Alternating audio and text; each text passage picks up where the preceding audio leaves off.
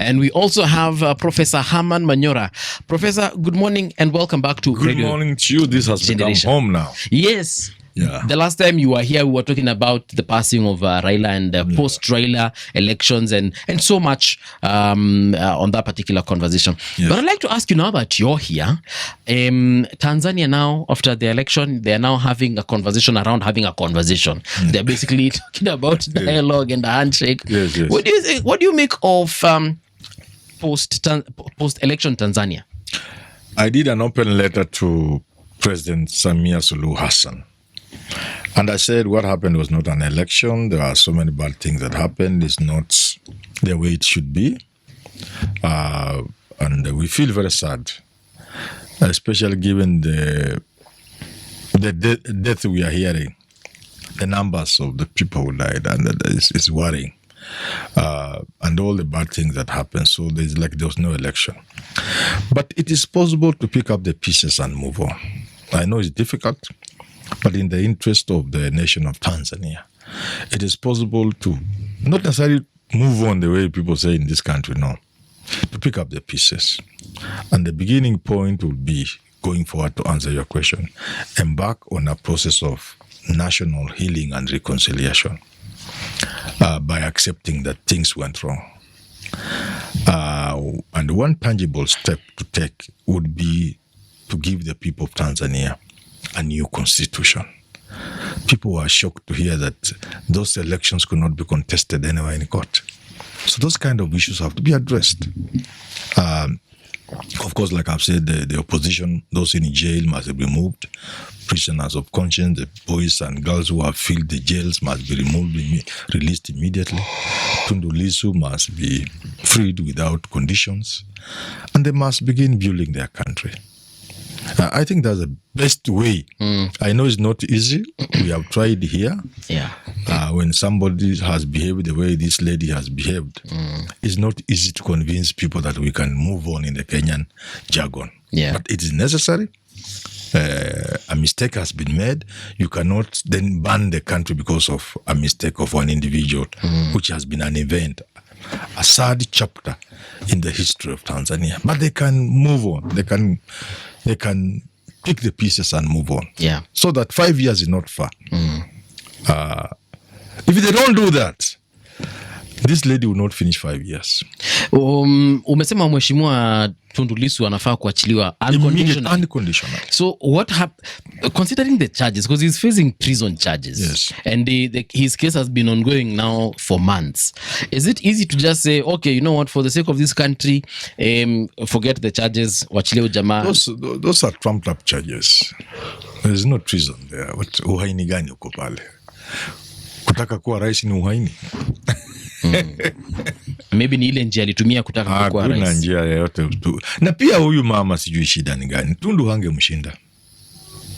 Hakuna. In a free and fair election, you could not have beaten CCM. She has done great service to CCM, the party of Mwalimu Nyerere, because now she has opened up CCM to attack. Now CCM will come back to power after 30-40 years. Are you saying that in another election, CCM might not be? Not might. It will go. Strong parties, strong establishments have one problem. Once you crack it, because the invincibility is what keeps it afloat. You know, if you have a big institution, it may not be the substance within that institution that keeps it afloat. In the mind of the people, the University of Nairobi is the university. It doesn't matter how rotten inside there is. When somebody says, I'm going to the Nairobi hospital, right, it does not matter what the treatment is inside there. It's the name, the Nairobi hospital. The moment you crack it open and people see the nonsense inside, the emptiness, that it was a bamboo, it may never recover. Similar analysts. Just before say, like a bank. A bank survives on the integrity and the name. Okay. If there's like panic withdrawal, a bank collapses in a matter of hours or days. Similar analysts who've sat on that chair have said that CCM is still alive and well, and it will continue regardless of this problem that they are currently facing. Before Samia Suluhu Hassan messed it. Now people associate CCM with all the mess and all the evil, with all that is bad with all that would ail democracy. And I can tell you, in the next election, it was tested by Magufuli. CT Muga will tell you. It was tested. It was almost 50-50.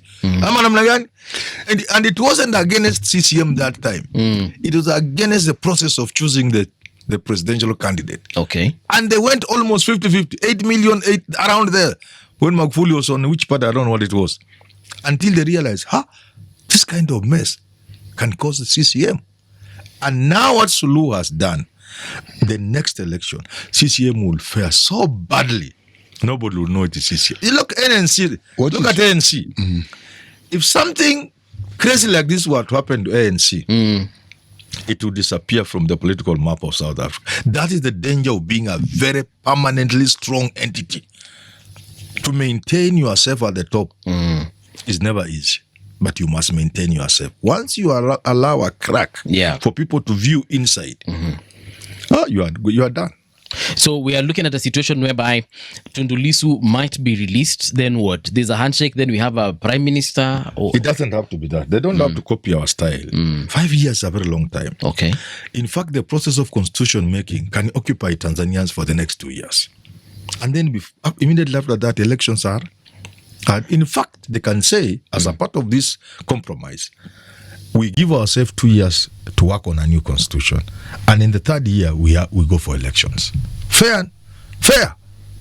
Really? Fair and square. Yeah, that's fair and square. You see, negotiations are about, let me tell you, there's no way Suluhu will finish 5 years.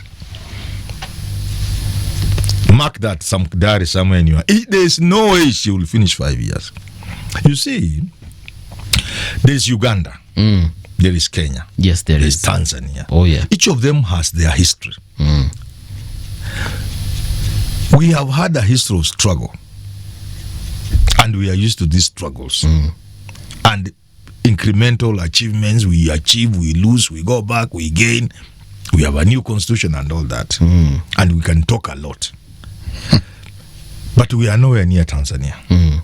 Tanzania have grown up within an environment of what you can call clean politics. Katika misingi pia ya ujamaa, misingi ya utu. Human beings are supposed to be human beings. Values. You know, Tanzania, people give example, naomba ndugu tuandamane kwa kituo cha polisi. Somebody is arresting you, but very politely so. So they are so used to that. This new way of doing things cannot sit well with Tanzanians. And that's why people are getting surprised. How come our students are almost overdoing us? They don't understand. How come we are the people, masters of demonstration, Gen Z started here? How come the Tanzania people are more daring? Despite being killed, they continue moving. Yeah. It is because they are finding this so strange that a president can behave like that. In Uganda, on the other hand, these people have grown under military dictatorship. You see, even to find their voice, it is so risky.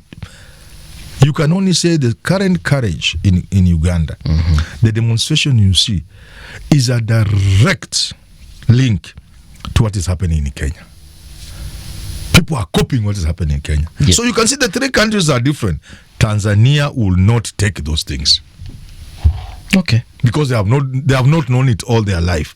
They have known people negotiating, talking about things.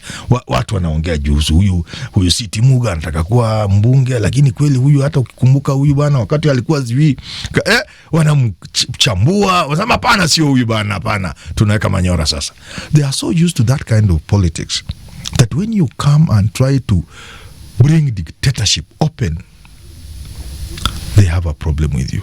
And therefore they will reward him in the way she wants. And that's why I advise, in the interest of Tanzania as a country, in the interest of CCM, Malim's party, let her begin the process of reconciliation. And maybe perhaps if she does that, she'll be able to see 5 years? She'll finish 5. She'll finish whatever years they will have agreed on. 5 years is a very short time. That is a very short time. A term of 5 years. My friend, you can wait. 2 will go with constitution. They had started. I remember when I used to appear on BBC many times. Kulikuwa na kitu walikuwa naitwa Rasimu Sufuri. Mugad, unajua wewe ni Mjaluo sijui Kiswahili bwana. No, Rasimu Sufuri. Hapo umesema ukweli. Rasimu Sufuri ni zero draft. They had a zero draft. Okay. I remember there's something I picked from that zero draft, which I've always been saying about this country. Kwamba, after electing an individual as an MP, and unfortunately, they lose their seat, either they die or something happens. So why would we go for another election? To replace them. Yeah, why? Representation. What are the options? How do you replace a president? They have a deputy. Why don't we have an arrangement? It was in that zero draft. Okay. Katika hiyo Rasimu Sufuri yao, that thing was there. Walikuwa wamepropose nini? I can't remember the details, but it was not going for another election. Okay. Which I support. And then people argued when I said that, you see, people will kill others. Why don't they kill presidents? But when why don't deputy governors kill governors? When President Magufuli passed away. Yes. That's how Samia became president. Correct. And we are saying we should extend down to MPs even in this country. Also, we can have a succession for a member of parliament and an MCA. Look, do you know the cost and the disruption? By the way, it costs tens of millions to do a by-election in Tanzania for an MP. It is possible. It is possible because of the party structure. Yes. And the position and the power that a party holds within that government. Yes, yes. It is possible. But why didn't they implement it? Because you see, some opportunities present themselves, and at the time it is possible. Time lapses, it ceases to be possible.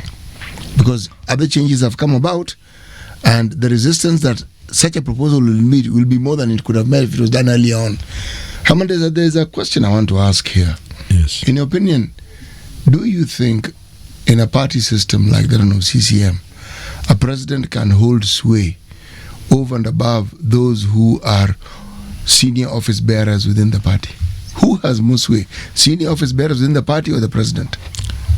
I think you want to equate CCM to ANC, which I think may not be right. No, ANC is a different matter. I want to equate it with the Chinese Communist Party. That's the one I'm equating it with. You cannot equate it with the Chinese Communist Party. The Chinese Communist Party and the former Politburo of Russia are what is now like ANC, where the party can tell the president, Mbeki, come home, and he comes and he goes home. CCM is not like that. CCM is a strong party. Okay, while it was the only party in Tanzania, what you are saying would have been possible. But now that there are many parties, I don't think that is possible.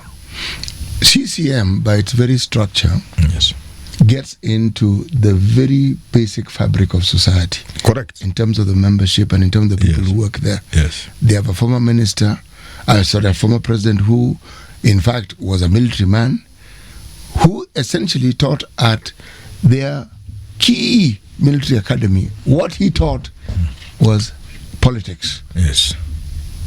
Specific politics to CCM, meaning the party. That's why I bring in the Chinese Communist Party element. Yes. The moment you start teaching a subject of that nature to a military academy, yes, you are inducting even your military, politicizing the military, precisely, to the ways of the party. Yes. Meaning, sasa party ndio baba na mama. Yes, yes. Okay? Yes. So even if you move along and life goes on, it's like the very subject of propaganda as it was taught in the what you called Eastern Europe and in Russia. It's a subject that you actually were taught. Correct. All right? If I take that view, it is on that premise that I'm saying, given how they go about their business, yes, and given how long they have been in power, yes, this is not a party that was prepared for change. That's true. That's true. That is true. That is true. That is true. Now change is being forced on it. Yes. You see, people have argued one of the reasons why the former Soviet Union collapsed were the inherent internal contradictions. When a body entity, when a system has inherent contradictions, internal contradictions, It cannot, at some point it must give way. So CCM was structured in the way you are saying. It was conceived in the way you are saying. For decades, it was operated the way you are saying. Then multi-party system came. Then the environment in which CCM was thriving now changed. So you maintain the structures, the thinking, the ideology, the philosophy of the party. But the context in which the party is now operating is different. It's actually been voided. Yes. So it's very difficult for CCM. But it was going to continue because imeingia ndani ya wa Tanzania. Lakini sasa huyu mama ameharibu. Kivipi? This mess that has taken place in Tanzania. Or this current one. Yeah. So people now associate all this with CCM. They associate this with an overbearing party. Your point is well taken. Would we then say that the president is the face of the party? Yes. So if something untoward happens, the blame falls squarely on her. Yes. The party will... From the time of Nyerere, yes, what happened was, Nyerere was a system. Yes. And the country was a system. The party was a system. Yes. Everything was a system. It flowed. It did not need a dictator at the head. A strong man at the head. When Nyerere left, the people who took over from him needed to assert themselves to remain in power. Even small matters like maintaining Zanzibar in the Union has been an issue over which they have had quite a lot of problems and challenges. They've had some push and pull. So now you see, even when Magufuli died, even that transfer to this lady wasn't as easy as... No, it was not. You see, there were many things underground. There were many moving parts. Yes. So the moment she takes over, then she's taking over in an environment where there was a significant presence of opposition to her succeeding Magufuli. Significant. Yes. Within the party structure. Yes. Within the political body. Within even the security forces. And therefore, when she takes over, I think, in my view, she thinks, I am a woman. Perhaps that's why people didn't want me to become president. Now I must assert myself. I have to be the president. I have to be the president. Okay. That's the mistake she made. All right. Yes. Let's talk about Kenya now. We've seen what the president has been saying lately. Specifically, I think it was yesterday, he said that the opposition is planning on how to divide the country. He said 50% will go to someone, and then 10% this, 20% that. What exactly did he say, if I may ask? Because I missed that one. Yeah. So he was at a rally. I can't remember where this rally was, but he said that he was speaking to the crowd, and then he told the crowd, he was addressing the opposition as he was addressing the crowd, and he said that the opposition has got no agenda. They're just planning on how to divide the government. You remember there's a time we read somewhere in the papers that DCP tachukua 50%, then the remaining 50% is divided amongst the remaining parties. So he was basically ridiculing them and just laughing at them, telling the people that if that is the government that they want, then clearly there's a problem. And he also told them that your united opposition, come election day, atawachapa asubuhi na mapema. Basically, in a nutshell, I'm paraphrasing, of course, but Professor, what do you think about that statement? Is the united opposition really going to lose this election in the kind of way that the president is describing? You see, the president is a contestant, and anybody going for a match will speak the way the president is speaking. And I like the one of the best analogy, the one of boxers. The day they go on the way together, and the cameras are there. It's just they're not fighting, but you know and the sort of things they say about each other. Kulikuwa na mmoja alitoka Tanzania, sio alikuwa anaitwa nini? Alikuwa anaitwa aliongea mambo mazuri. Alikuwa anasema ngumi yake iko na kitu. Alikuwa na mtu fulani. Yes. That's how contests are. I don't blame the president, but the better measure would be, first of all, the things he's saying he also did. If the opposition are talking 50% for Mount Kenya, which of course is a creation of some people from Thika Road, I suspect. But because we live in this country. But you see, he also gave Mudavadi 30%. Mudavadi and Wetangula, so it's nothing new. The better measure would be, and this is said in the interest of Ruto and his government, so that they may work harder. If elections were to be called today morning, by 4 o'clock, Kalonzo will be having 70% of the votes. Okay, why do you say this? But it's obvious, we live in this country. Where would we live? You think you need opinion polls? No, we have I the don't pulse need of this opinion. country. We know this country. We live in this country. This do. country is so easy to know what's going on because this country is an ethnic configuration politically. So you say if somebody has Mount Kenya and they have Eastern, what we used to call Eastern Province, the Kamba, Meru, Embu, and all those kind of people. Then the central, so-called Mount Kenya, plus Akamba, Gema with A standing for Akamba instead of association. Then they have Western, former Western Province, the Abaluya Nation. Then they have perhaps the Abagusi Nation. So what else are you looking for? How can you beat a formation like that? You can actually. No, I'm saying, I'm making my very distinct point, and it's in the interest of those who work for Ruto, if they are listening. Because it's their work to listen. Some of them, that's how they earn their salary, to listen. And listen to what Manyora is saying. Yes. According to our tribal arithmetics, because tribe so far is the only demography we have so far. Politically, yes. We are going to have other demographies, including Gen Zs are going to be a new demography, maybe religion kidogo, which may be very sad. But for now, we only have one demography. Tribe trumps all these things that you're saying. Yes. So now, it is the largest demography. So now, if elections were called today, you know the way even Uhuru spoke recently, the interpretation the country gave, and including his own constituents in Mount Kenya, is that he's joining ranks with Gachagua to support Kalonzo. And that Matiang'i is part of that configuration. So that's why I'm saying the whole of Mount Kenya is locked up for Kalonzo. Then you add on, because Matiang'i is going to be part and parcel of this, you add on the Abagusi. And because the Luya nation is Abagusi, the entire nation of the Abagusi. Yeah. Okay.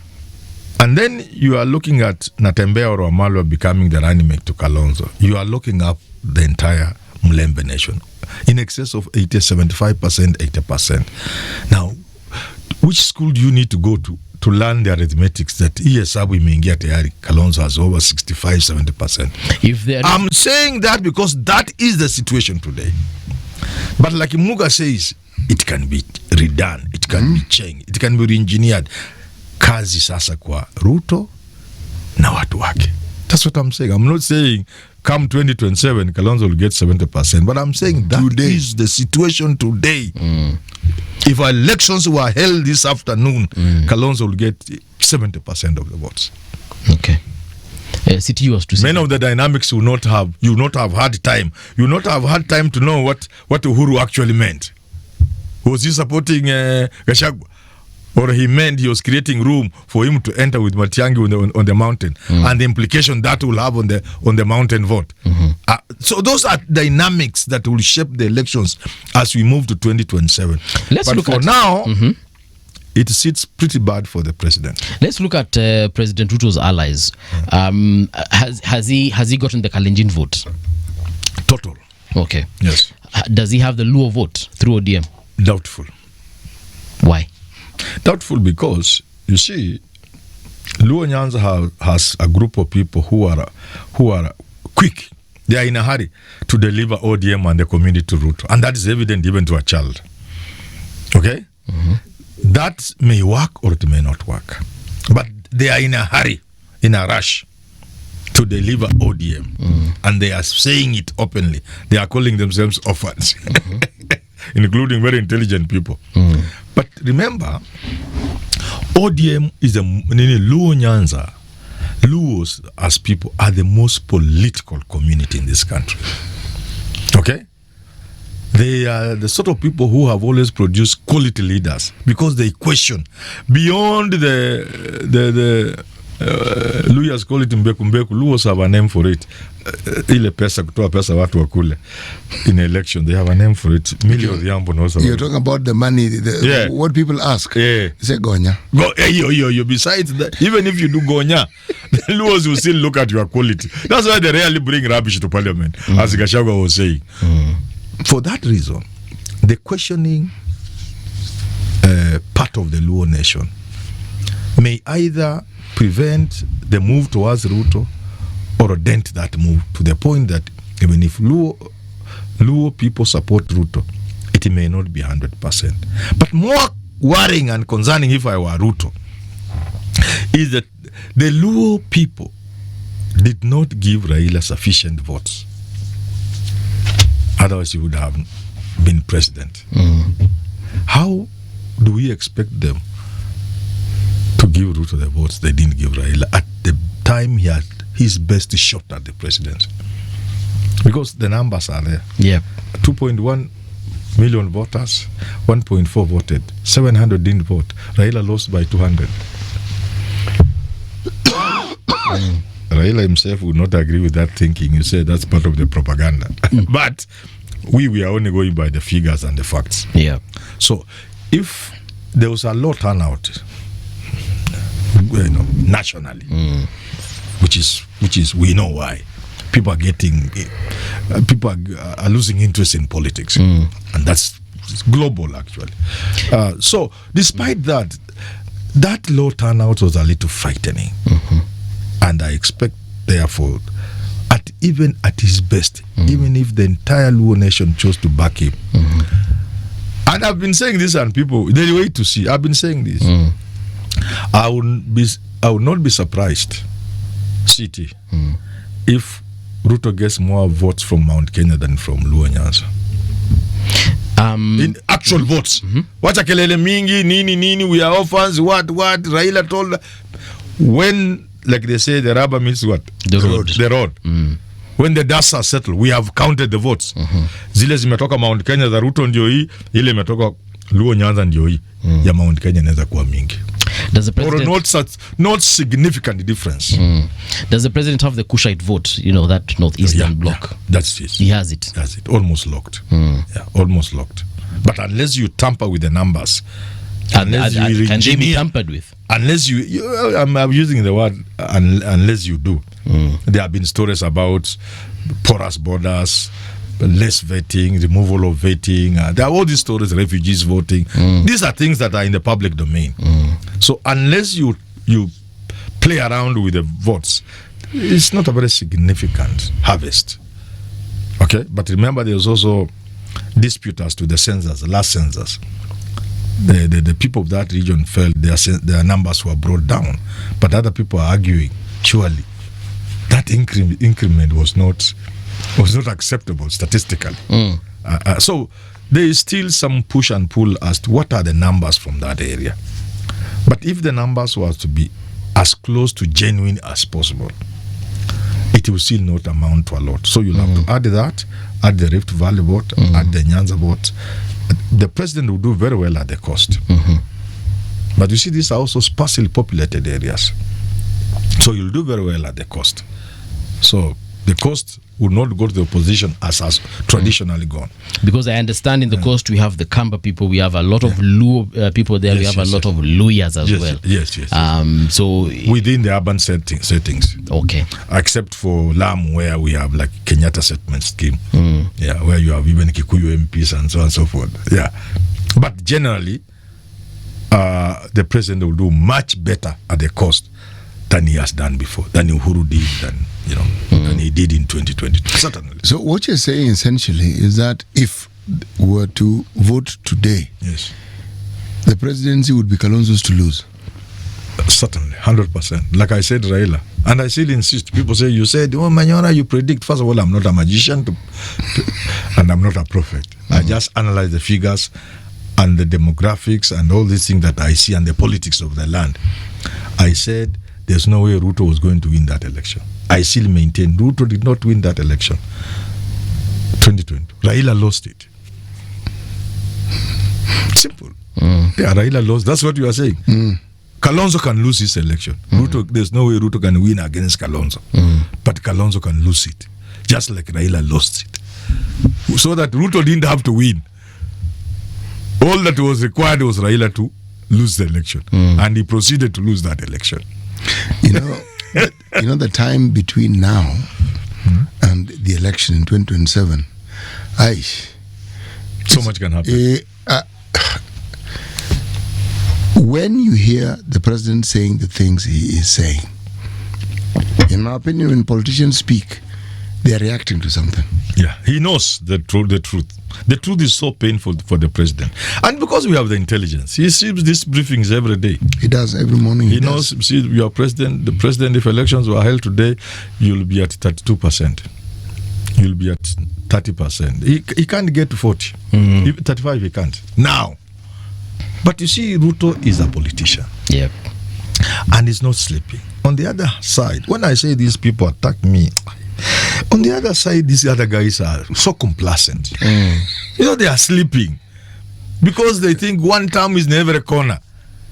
So I like the way Jirongo once told Luyas in 2002. He says, you see, Luyas, you think you have already won the election against Moi. Because when a Luya person is in Kitale and scare chibiri chibiri and 2-2, that was Fort Kenya. Chibiri chibiri gets to Bungoma, chibiri. By the time they get to Webuye, chibiri chibiri, they think we've got it. Yeah. I don't know whether you get what I'm saying. I get you. That was in 1992 or something like that. It was. That is maybe the problem and the undoing of the opposition. Because one term is so widespread, the opposition may forget. In an election, you must translate that to actual voting numbers, and actual numbers. You must mobilize, harness, and make sure people turn out to actually vote and maintain that one term up to the ballot. In fact, when you are so popular, some people may even just fail to vote because they know we have won. Yeah. Hii kitu tumechukua. Wajaluo wanasema Gini. Ma wasekao. Wasekao. Hii tumechukua tayari. Ati Gini? Wasekao. Wasekao. Hii tumechukua. Nimesikia ni kama unasema Gini ma wasekao. Bro, you need the hearing aid ambayo inatoka East akitoa kidogo. That this thing we already have it. That makes people not turn. That's why yes. In an election such as the 2027 election, the only guarantee the opposition would have is to turn everything into a movement. What do you mean? So it's like 202, a wave, euphoric, a serious wave. We are unbogable. We are unbogable. Everybody is moving towards the ballot as one. This issue of tribe disappeared completely in 202. The Luos are the biggest supporters of Kibaki. We, mpaka Mudavadi, vice president, local seat at home hangeshinda. That's what a wave is, what a movement does. What a movement then does is to remove the focus on the presidential candidate. So that it's not like Kibaki is the one people are voting for. It's not like Kalonzo people will be voting for. And that's why I keep saying the opposition has its work cut out for it. Yeah. It's not as simple as one term, Ruto must go. That one Moi had for two terms and he still won. I remember Moi was stated by a certain individual that he was a passing cloud. Yes. 24 years, you're still a passing cloud, surely. That one, you're a permanent resident. 24 years. Yes. Passing. You can't be passing for 24 years. Passing cloud. Yes. Yes. It is the same narrative one hears with this one term. One term. Problem is this. Ruto must go. That's it. I have a problem with this group that calls itself the United Opposition, because to begin with, I don't even think they're united. If I look at the individuals who are involved, I am yet to understand what binds them, apart from the fact that they want Ruto to vacate that particular job. We have a situation in the country that requires not politics and sloganeering, somebody who thinks through the processes and can talk change. Okay. None of these guys are talking change. When you ask them to say, in the background, we are discussing it. And I'm thinking, if you really want change and not to be president or leadership, should you really care who implements change that benefits people? My opinion, perhaps naive, is it shouldn't matter. But the behavior is that the current president seems to have given them, according to the narrative that one hears, an opportunity for them to do the very things most people in the opposition do. Yeah. You want to win the presidency by telling us about the incompetence of the incumbent. We live here, for heaven's sake. We also know what is happening, so why are they telling us what we know? I would rather want to hear what it is they're going to do different. And doing different doesn't mean, we'll change policies. That one you've told us absolutely nothing.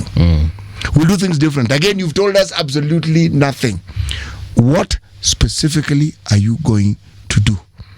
What economic structure or platform are you hoping to engage with? What is it that you're going to introduce that will guarantee that 701 billion Kenya shillings allocated to education actually does what it's supposed to do?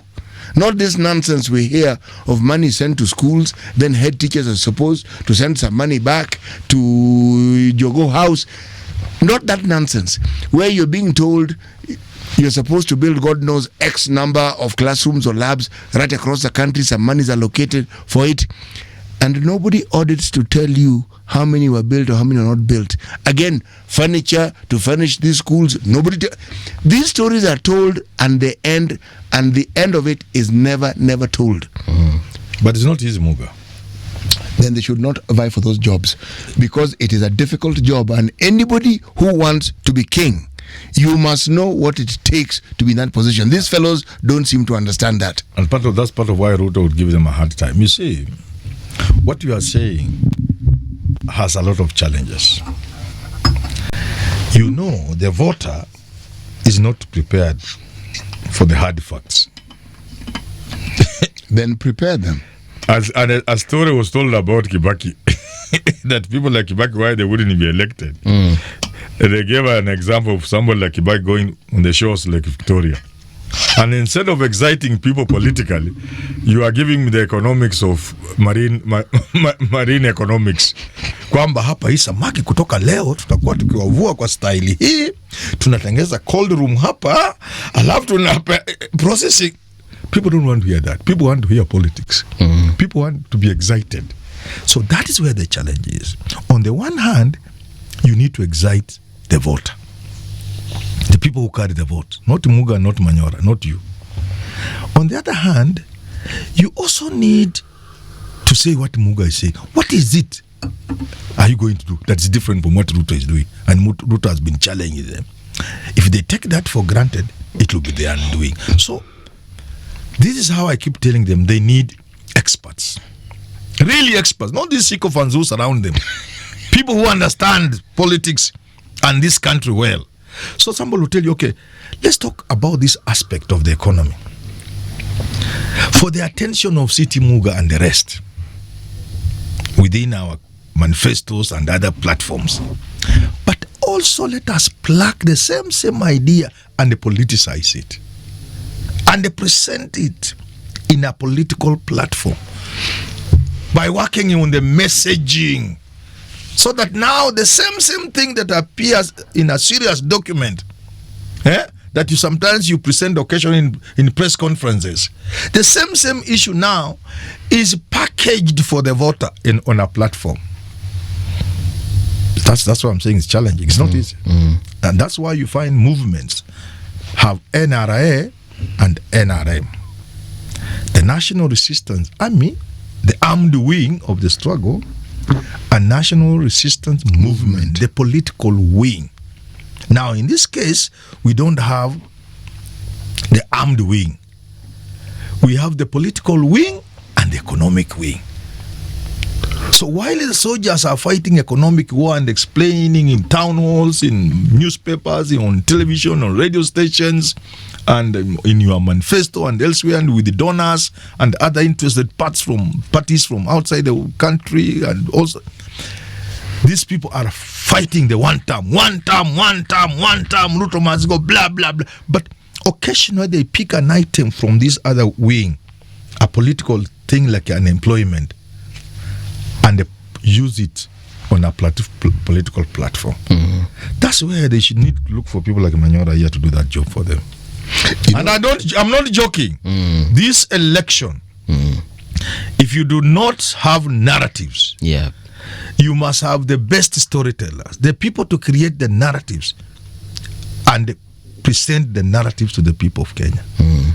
If you are fighting against Ruto and you are not prepared for narratives, my friend, look at the current narrative today created by the other side, the Ruto side.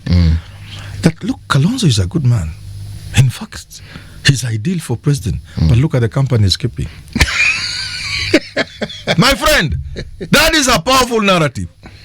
If you do not debunk that narrative, it can destroy you. And look, another thing they have done. Because it's now clear they are supporting Kalonzo. It's not anything in doubt at all. 20 or so months to the election, which is a good thing. We have been saying this idea of electing a presidential candidate a few months or even hours before the deadline has not served us well since 2002. Why can't we start where we have a presidential, even MPs, you nominate them early enough. If there are complaints, litigation, they do clear. And the wounds can heal in a party if they are through nominations. You do it early. But you know what? It exposes the candidate. Especially Mudomo. You just say one wrong thing and you are cooked. That is now what Kalonzo must deal with. So he needs to be silent for the next year. He has to be very careful. Actually, yes, not silent. You see, there are people, as the good professor here says, who know how to create narratives. For instance, many of the people in the United Opposition talk about the unemployment problem. That is a negative way of presenting the situation. Yes. You should talk about an employment problem, because the employment discussion brings hope. Yes. The unemployment, you are restating and you are entrenching the despondency that people already have. And pinning it on an individual. Yes. Through a series of actions. Yes. And there's no hope you've brought about here. And we are here. We are here and we can do it. You see, at the end of the day, if I look at this is a discussion you and I have here, even with people who work in government, and we say, even as we're being polite, you employ people who are supposed to do these things. The need for you to come to a media house to talk about these things, we understand, but it needs to have been out there so that you're being here for an hour simply helps cement what is there.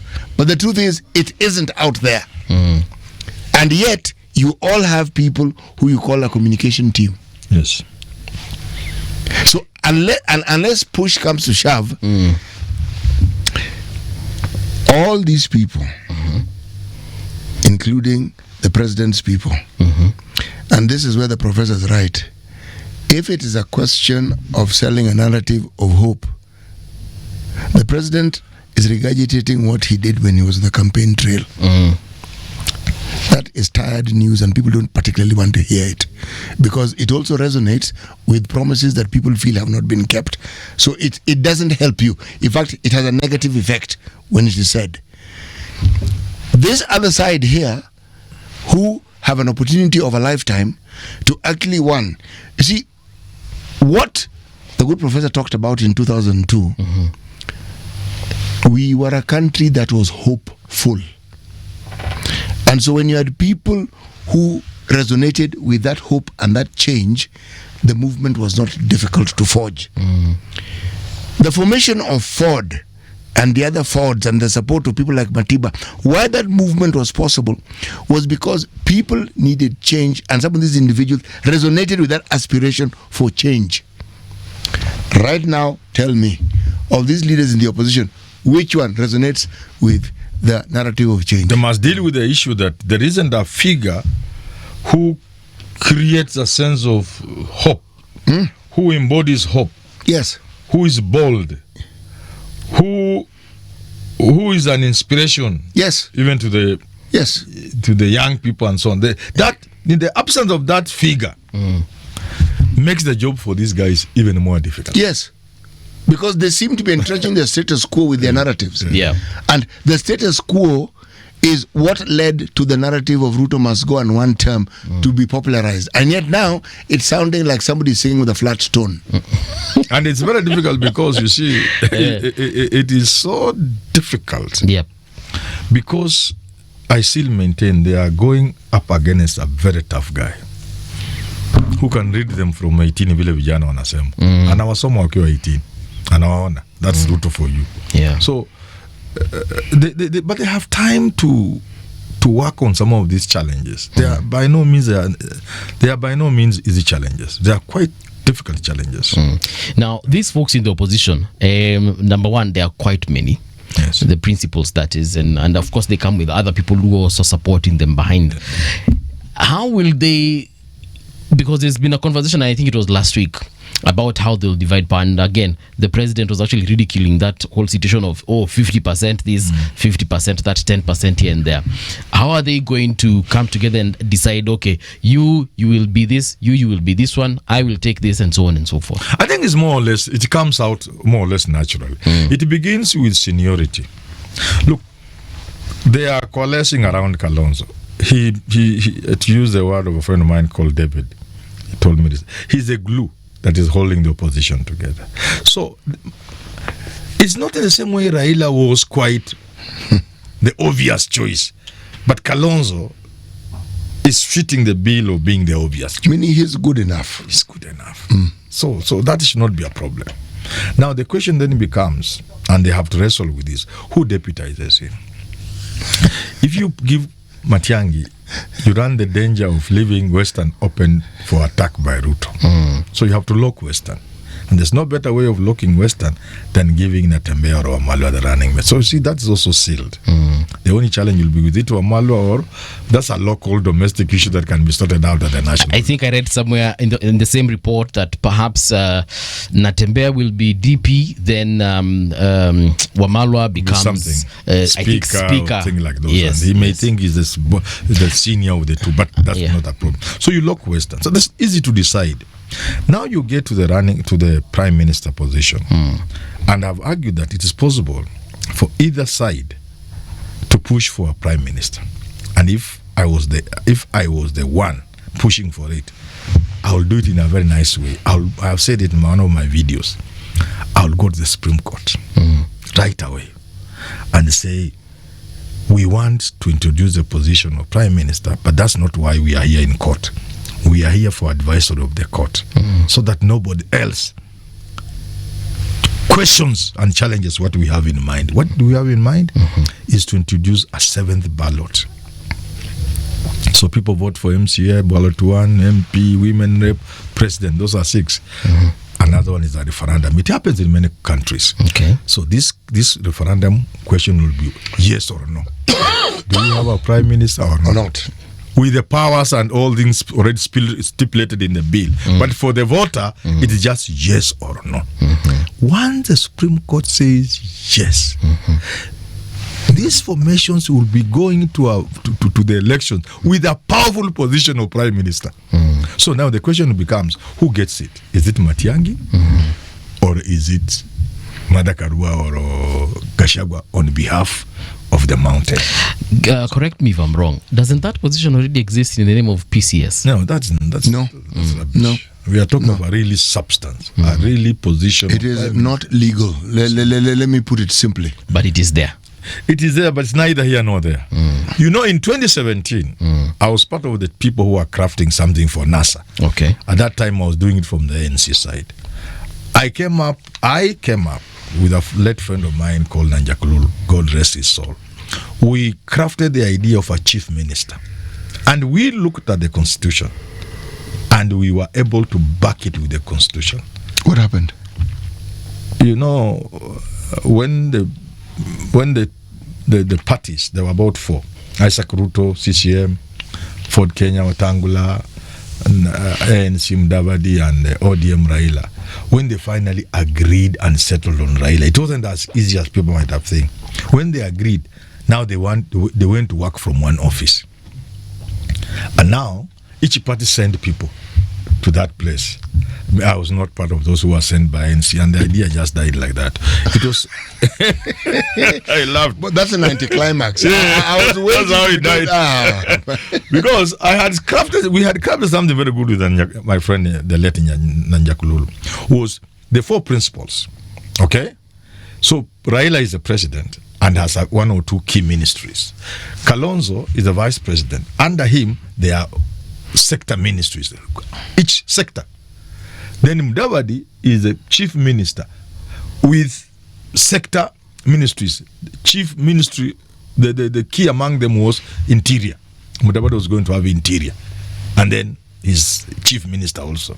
Isaac Ruto, devolution and things related to devolution, that kind of thing. So it's possible you can have a prime cabinet thing or a chief minister, the way I saw it, with the teeth. This one was crafted in a lazy way.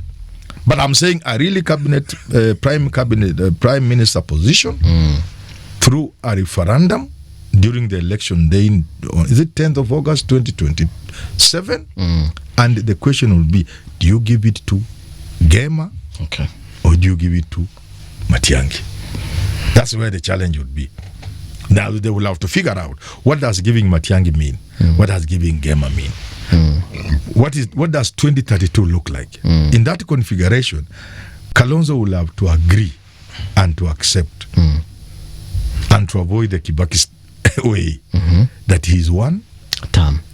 It makes it easier for them now to plan, to agree now.